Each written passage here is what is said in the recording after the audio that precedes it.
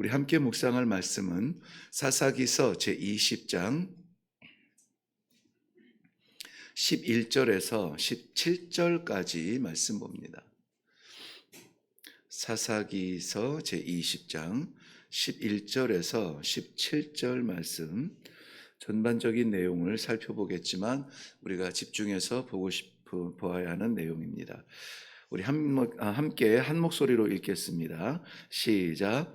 이와 같이 이스라엘 모든 사람이 하나같이 합심하여 그 성읍을 치려고 모였더라. 이스라엘 지파들이 베냐민 온 지파에 사람을 보내어 두루 다니며 이르기를 너희 중에서 생긴 이 악행이 어찌 됨이냐. 그런즉 이제 기브아 사람들 곧 그 불량배들을 우리에게 넘겨 주어 우리가 그들을 죽여 이스라엘 중에서 악을 제거하여 버리게 하라 하나 베냐민 자손이 그들의 형제 이스라엘 자손의 말을 듣지 아니하고 도리어 성읍들로부터 기브아에 모이고 나가서 이스라엘 자손과 싸우고자 하니라. 그때에 그 성읍들로부터 나온 베냐민 자손의 수는 칼을 빼는 자가 모두 2만 6천 명이요 그 외에 기브아 주민 중 택한 자가 700명인데 이 모든 백성 중에서 택한 700명은 다 왼손잡이라.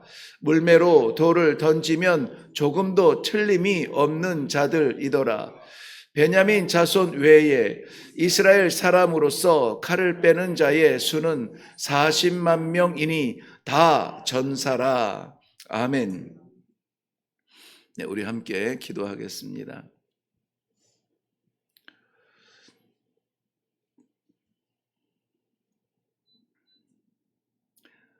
형제를 치기 위하여서 일어난 이 40만 명의 마음이 하나가 되었다고 합니다. 전쟁을 이기고도 이겼다 말할 수 없는 그 부끄러운 역사가 오늘 이 사사기서의 마지막을 향해서 나아가는 중요한 길목에 있습니다. 사랑하는 성도들이 마음을 합하여서 결단하고 결정하는 것이 우리 하나님의 뜻을 따르며 하나님의 기쁨을 위하여서 한 마음이 되어서 기도하는 제목이 되게 하여 주시옵소서. 우리를 사랑하시는 우리 주님의 뜻을 바라보며 우리를 살게 하시는 아버지의 말씀을 따라서 오늘도 한 마음으로 기도하며 흩어져 주의 나라를 이루는 복된 이 날이 되도록 은혜 위에 은혜를 더하여 주시옵소서. 감사드립니다. 예수님의 이름으로 기도하옵나이다. 아멘. 레위 사람의 첩을 능욕하고 밤이 새도록 짓밟아 새벽녘 미명에 태양이 떠오르는 시간에 결국은 그 여인을 죽음에까지 물게 됩니다. 그런데 그 땅을 붙들고 있는 이 베냐민 지파가 기브아 사람들의 죄를 정죄하기보다는 그저 그것을 덮기 위하여서 이스라엘 백성들과 전쟁을 해야 되는 위기의 긴박한 상황을 우리가 말씀으로 나누었습니다. 레위 사람이 그 죽은 첩에 몸을 12조각 내어서 모든 지파에 다 보내었다고 했습니다. 이스라엘 사람들은 그 조각난 몸을 받으면서 단에서부터 부엘세바까지 그리고 요단 동편에 있는 길앗 지방을 차지했던 므낫세 반 지파 그리고 갓 지파 르우벤 지파까지 모든 지파가 다 같이 미스바에 모였습니다. 미스바에서 여호와 앞에 이 전쟁을 선포하게 됩니다.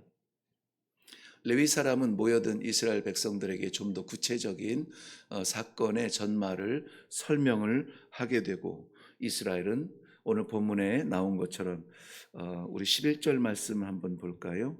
11절 다 같이 읽겠습니다. 시작. 이와 같이 이스라엘 모든 사람이 하나같이 합심하여 그 성읍을 치려고 모였더라. 네, 하나같이 합심하여 기브아를 치기 위해서 일어나게 됩니다. 기브아의 그 베냐민 지파는 먼저 권면하고 권고하는 그 불량배들을 내어놓아서 죄가 무엇인지 그리고 죄를 대하는 하나님의 백성들의 질서가 무엇인지를 깨닫게 해주고 싶었는지 모르겠습니다. 어쨌든 이스라엘 중에 있을 수 없는 이 끔찍한 범죄에 대한 그러한 심판을 받도록 하라고 했는데 베냐민 지파는 웬일인지 기브아 사람들의 불량배들을 내어놓지 아니하고 오히려 2만 6천 명을 모으고 그리고 기브아 성에서 700명을 모아서 이스라엘 전 형제 부족들과 지파들과 전쟁을 하기로 결정을 하게 됩니다. 전쟁을 위해서 모인 이스라엘 백성들은 한 40만 명이라고 했습니다. 그러니까 40만 명 대 26,700명의 전쟁이죠. 그런데 이 전쟁은 승리가 눈에 보이는 전쟁도 아니고 이겼다고 하지만은 이겼다고 승전가를 부를 수 있는 그러한 전쟁도 아니었습니다. 형제 간의 전쟁이었기 때문에 그렇습니다. 하나님께서는 반드시 악에 대하여서 심판하시며 정의를 세우십니다. 그것이 목적으로 하기는 하지만은 그래도 이 형제 간에 일어나는 이 전쟁에 대하여서 아픈 전쟁을 하나님께서는 치르게 하십니다. 오늘 먼저 우리가 1절에 말씀을 나눈 것처럼 합심하여 저들이 결정을 한 것은 전쟁을 해서 본때를 보여주는 것이었는데요. 그래서 베델에 모여서 저들은 여호와께 여쭙습니다. 18절 말씀 볼까요? 이스라엘 자손이 일어나 베델에 올라가서 하나님께 여쭈어 이르되 우리 중에 누가 먼저 올라가서 베냐민 자손과 싸우리까 하니 여호와께서 말씀하시되 유다가 먼저 갈지니라 하시니라. 누가 먼저 올라갈까요? 여러분 이 전쟁에서 이 질문에서 조금 수상한 점은 없나요? 조금 뭔가 순서가 바뀐 것은 안 보이시나요? 먼저 이 베델에 올라가서 이스라엘 백성들이 여호와께 여쭈어 보려면 여호와의 뜻을 물으려면 이렇게 물어봐야 됩니다. 올라갈까요? 왜냐하면 올라간다는 말은 전쟁을 해야 될까요? 그거예요. 이 전쟁에서 누가 올라갈까요가 아니라 누가 갈 것이냐가 중요하지 않아요. 누가 올라갈 것인가에 대해서는 하나님께서 이 거룩한 전쟁에서는 하나님이 정하신 바가 있어요. 사사기서를 시작하면서 우리 한번 찾아가 볼까요? 사사기서 1장. 사사기서에서 나타나는 그 전쟁에서 제가 1절을 읽고 1장 1절 여러분이 1장 2절을 읽습니다. 여호수아가 죽은 후에 이스라엘 자손이 여호와께 여쭈어 이르되 우리 가운데 누가 먼저 올라가서 가나안 족속과 싸우리이까 이르시되 유다가 올라갈지니라. 보라 내가 이 땅을 그의 손에 넘겨 주었노라 하시니라. 아멘. 가나안 땅을 하나님께서 이스라엘 백성들에게 넘겨주시기로 작정하고 남은 전쟁을 치르기 위하여서 먼저 나아갈 사람들은 정해졌어요. 장자인 루벤 아니, 차자인 시몬 아니, 그러한 셋째 제사장 지파가 누구죠? 레위 지파 아니. 그리고 나서 유다가 올라가야 될지니라. 왜냐하면은 창세기 49장에는 49장 맞죠? 49장에서는 야곱이 그의 12 아들을 축복할 때에 그 첫째와 차자와 세 번째 아들에 대해서는 시므온과 레위는 같이 묶어버렸습니다. 시므온과 레위는 같이 묶어버리고 유다에 대하여서 축복의 유언을 남길 때에 왕의 규가 그를 떠나지 아니할 것을 하나님께서는 축복하셨습니다. 그래서 하나님께서 작정하신 민족과 하나님께서 작정하신 나라의 문을 여는, 그리고 그 땅을 다스리며 그 백성들을 다스리는 일에 이 유다가 유언적인 축복을 받게 됩니다. 그리고 영원한 나라의 영원한 왕의 규를 가진 예수 그리스도가 그를 통하여서 이 땅에 오게 되는 것을 보게 됩니다. 그렇기 때문에 이 전쟁의 질서에 대해서는 이미 하나님께서 정하셨어요. 그런데 이것은 이 가나안 땅, 즉 하나님께서 약속하셔서 이방을 몰아내고 이방의 신상 우상들을 몰아내고 하나님의 나라를 세우기 위한 거룩한 백성의 전쟁이에요. 근데 지금 오늘 우리가 치러야 되는 이 전쟁은 그런 전쟁이 아니란 말입니다. 26,700명이 모였다는 그러한 형제 베냐민 지파의 그 군인들을 앞세우고 40만 명이 모여서 하는 이 전쟁에서 누가 나갈 것입니까? 라고 물어보는 것은 저들의 교만이에요. 하나님께 여쭈어 보았다고 말하지만은 하나님께는 올라가야 이 전쟁을 치러야 될 것이냐, 형제를 향하여 우리가 칼을 들어야 될 것이냐 하는 것에 대한 그러한 것이 먼저 우선되어져야 되는 것입니다. 하나님께서는 유다가 올라갈지니라 똑같은 말씀을 하세요. 그런데 그 전쟁, 기브아 전쟁을 치르면서 첫째 날 이스라엘 백성 연합군으로 모인 이스라엘 백성들이 22,000명이 죽습니다. 깜짝 놀라서 23절에 내려가면은 이스라엘 자손이 올라가 여호와 앞에서 저물도록 울며 왜요? 22,000명이 죽었거든요. 그러니까 저물도록 울며 이렇게 여호와께 묻습니다. 형제 베냐민과 싸우리이까? 이제 형제 베냐민이라는 대적 상대해야 되는 그 적이라고 생각하는 이름이 나오고 이들과 싸워야 합니까? 라고 이렇게 한 발 내려서서 물어보는 것을 볼 수가 있습니다. 조금 후회가 되는 것 같아요. 여호와께서는 올라가서 치라. 이런 의미 같아요. 형제의 전쟁을 하나님께서 허락하시네요. 이 허락하신 이 징계는 마치 아버지가 그 연약한 아들을 때릴 수가 없어서 이놈아 내가 잘못했다고 자기 종아리에 회초리를 때리는 그러한 메시지 교훈 같은 느낌이 들어요. 하나님께서 그의 백성들이 치고받고 싸우고 죽이는 것을 원하실 리는 없습니다. 그러나 이 범죄는 이방 백성들 가운데에서도 나타나기 어려운 끔찍한 범죄가 지금 하나님 백성들 가운데 나타나고 있는 이 아픈 고통을 하나님 친히 자신의 종아리를 치는 듯한 그러한 전쟁을 치르고 있는 것입니다. 내 새끼, 내 자녀, 내 백성이 나가서 치고받고 싸워서 피 흘리고 죽어가는 것을 하나님께서는 기뻐하실 리가 없습니다. 그것을 통하여서 역사에 남는 하나님의 교훈이 남겨지게 되는 것이죠.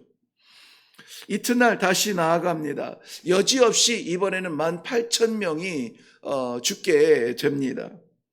28절에 내려가서 보시면 28절 아론의 손자인 엘르아살의 아들 비느하스가 그 앞에 모시고 섰더라. 이스라엘 자손들이 여쭈기를 우리가 다시 나아가 내 형제 베냐민 자손과 싸우리이까 말리이까 하니 여호와께서 이르시되 올라가라. 내일은 내가 그를 내 손에 넘겨주리라 하시니라. 여기에서 또 한 발자국 내려가죠. 형제 베냐민, 우리가 싸우고 있는 형제 전쟁에 싸우는 적군이 누구인지를 이제는 스스로 고백하고 있어요. 저들이 우리의 형제인데 저들에게 싸워야 되겠습니까? 그리고 싸워야 되겠습니까? 뿐만이 아니라 말리까 이렇게 또 한 발 내려가고 있습니다. 이거 전쟁을 하지 말아야 될 전쟁에 나온 것은 아닐까? 드디어 저들의 마음이 좀 누그러지고 조바심이 나는 것을 볼 수가 있어요. 근데 이번에 여호와께 나아갈 때는 어떻게 합니까? 저들은 여호와께 묻지도 않고 나아가더니 그 다음에는 여호와께 나아가서 여쭈어 보더니 이제는 저들이 울며 금식하며 제사장을 앞세워서 저들은 뒷전에서 제사장을 통하여서 여호와께 물어보고 있습니다. 내 형제 베냐민, 하나님께서는 응답하십니다. 올라가라. 내가 너희에게 넘겨주리라. 셋째 날 이스라엘 백성들은 여지없이 30명의 죽음, 베냐민 지파 2만 5천 명이, 우리 46절에 또 한번 이 전체적인 전쟁 내용이라서요. 46절에 보면 이날에 베냐민 사람으로서 칼을 빼는 자가 엎드러진 것이 모두 2만 5천 명이니 다 용사였더라. 그리고 남은 자 600명이 광야로 들어가 숨어버리게 됩니다. 4개월 동안이나 도주하며 그야말로 배회하는 나그네처럼 숨어 지내는 그러한 결과를 맞이하게 됩니다. 저지른 죄에 대하여서는 심판, 그리고 그것을 덮어두는 것에 대하여서 심판. 없다 하지 아니하고 하나님께서는 2만 5천 명을 죽이게 됩니다. 정확한 숫자적으로 우리가 이해해야 된다면 2만 6,100명이 죽었어야 되죠. 왜냐하면 살아서 도망간 사람은 600명이라고 했고 전쟁이 시작했던 사람들은 2만 6천 명에다가 기부온 사람 700명이었기 때문입니다. 어쨌든 한 명이 더하든 한 명을 빼든 간에 끔찍한 죽음인데 왜 이것이 끔찍합니까? 형제의 죽음이에요. 형제가 형제의 전쟁에서 죽게 된 숫자들입니다. 베냐민 지파만 그래요. 이스라엘 지파는 어떻습니까? 2만 2천 명이 죽고 1만 8천 명이 죽고 4만 명의 그러한 죽음을 맞이하게 됩니다. 우리나라 우리 전쟁이 아니라고 가벼이 여길 것은 아닙니다. 끔찍한 안타까운 그 젊은이들이, 칼을 빼는 용사들이 다 죽음 가운데 나가게 되는 것입니다. 계속되는 이 말씀을 묵상하면서 계속되는 이 손저리는 그런 고통은 무엇이냐?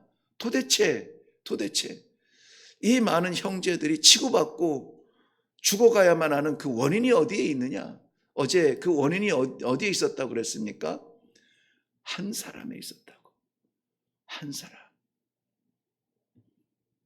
여러분, 이름도 나타나지 아니하는 그 한 사람.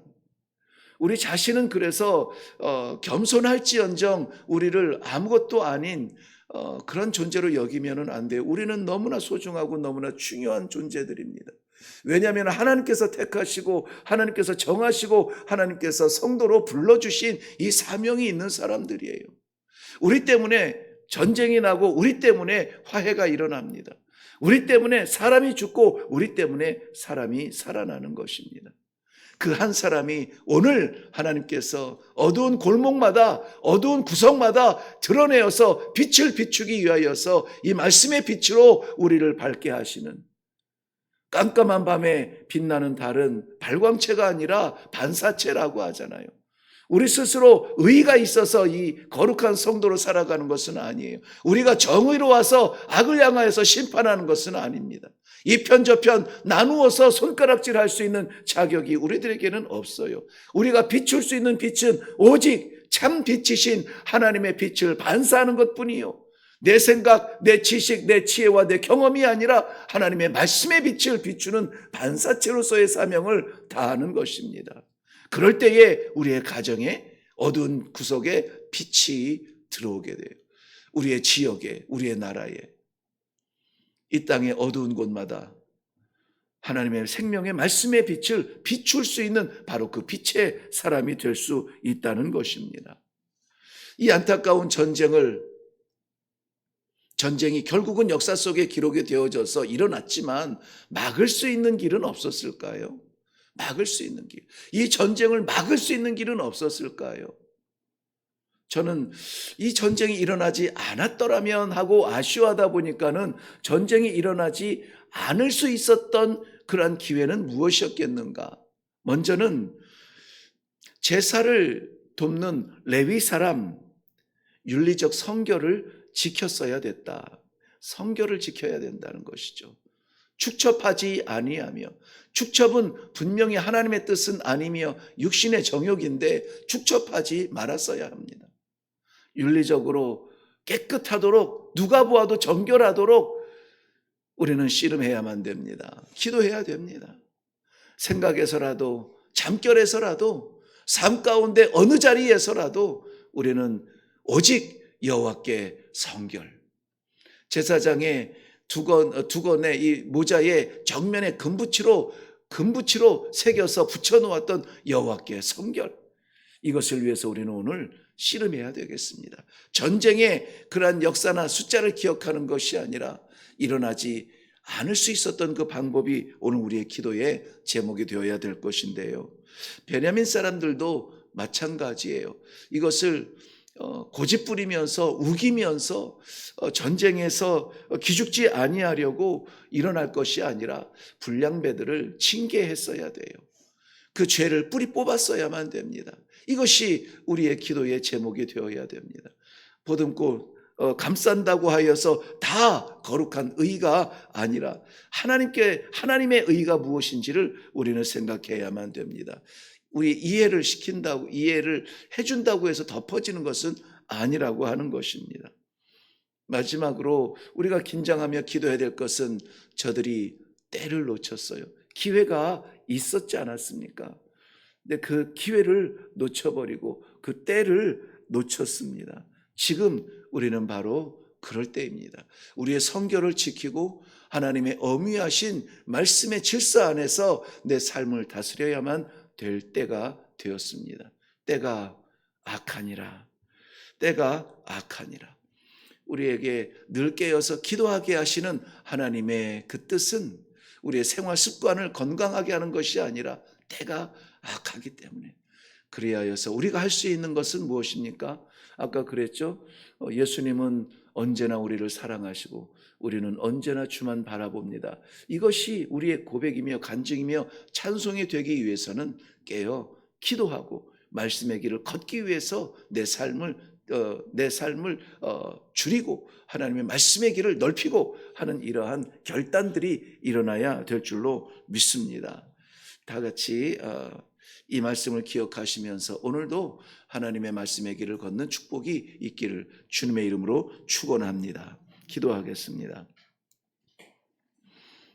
언제 올지 모르는 우리 주님, 어느 자리에서 만날지 모르는 우리의 마지막 순간, 그러나 두려운 순간이 아니라 주님을 반갑게 맞이하며 달려나가 주님 품에 안기기를 원합니다. 오늘도 하나님께서 부르신 주의 사랑하는 백성들 한 사람 한 사람 너무나 소중하여 우리 주님이 십자가에서 보혈을 다 쏟으시고 구원하신 각 성도들, 각 심령들, 각 영혼들 우리 하나님께서 붙들어 주시어서 꼭 말씀해 주시고 꼭 기도하게 하시고 그 길을 걷게 하시는 사랑하는 주의 백성들, 삶의 전쟁에 어떠한 아우성이 들리는지 모르겠지만은 우리 하나님께서는 이 영혼들을 사랑하여 주시어서 오늘도 말씀으로 붙들어 주심을 인하여 감사합니다.